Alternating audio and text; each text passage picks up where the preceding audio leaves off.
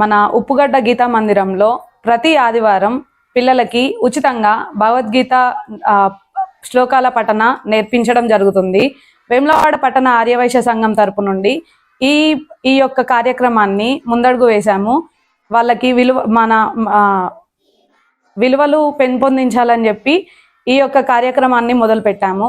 ఉచితంగా ప్రతి ఆదివారం మధ్యాహ్నం 3 గంటల నుంచి వేములవాడ పట్టణంలోని ఉప్పుగడ్డ గీతా మందిరంలో ఉచితంగా భగవద్గీత శ్లోకాల శిక్షణను ఇస్తున్నారు 2 మహిళలు.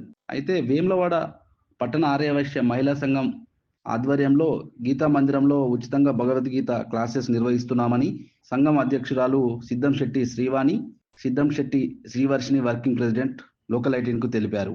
భగవద్గీత పిల్లలకు శ్లోకాలు నేర్పించడం జరుగుతుంది. ప్రతి ఆదివారం 3 గంటలకు ఉప్పుగడ్డ వాడకట్టు వీధిలో గీతా మందిరంలో 3 గంటలకు భగవద్గీత పిల్లలకు శ్లోకాలు నేర్పించడం జరుగుతుంది.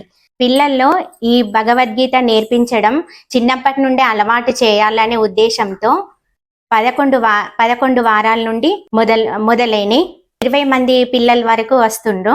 వాళ్ళలో నేర్పించడం వల్ల సృజనాత్మకత, భగవద్గీతలోని భావార్థం కూడా చెప్తున్నాము. పిల్లలందరిపై శ్రీకృష్ణుని ఆశీర్వాదాలు, ఆయురారోగ్యాలు ఉండాలని కోరుకుంటున్నాము. ఆసక్తి ఉన్న పిల్లలను తమ తల్లిదండ్రులు తీసుకొని ప్రతి ఆదివారం మధ్యాహ్నం 3 గంటలకు ఉప్పుగడ్డ గీతా మందిరంలోకి తీసుకురావాలని కోరారు. ఎలాంటి రుసుము లేకుండా ఉచితంగానే ఈ శిక్షణ ఇస్తున్నామన్నారు. ఈ శ్లోకాలు నేర్చుకోవడం వల్ల పిల్లలకు జ్ఞానం, మంచి అలవాటు మరియు పెద్దల పట్ల గౌరవం మరియు మన జీవితంలో ఎలా నడుచుకోవాలి అనే విషయాల పట్ల అవగాహన కలుగుతుంది.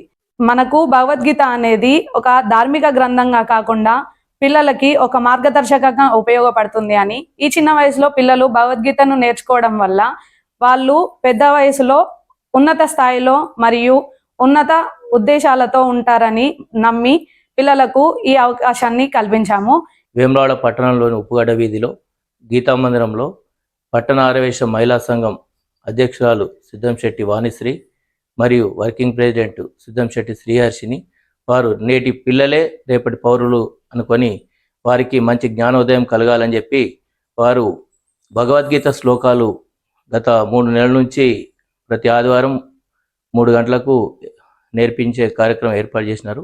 రేపు ఇంకా కూడా మన పిల్లలకి జ్ఞానోదయం కలగాలని, వారే రేపు ఫ్యూచర్లో వాళ్ళు మంచి పౌరులు కావాలని చెప్పి ఉద్దేశంతో మిగతా పిల్లలు కూడా ఎక్కువ మందిని పంపించి ఈ కార్యక్రమానికి సహకరించవలసిందిగా కోరుతున్నాం.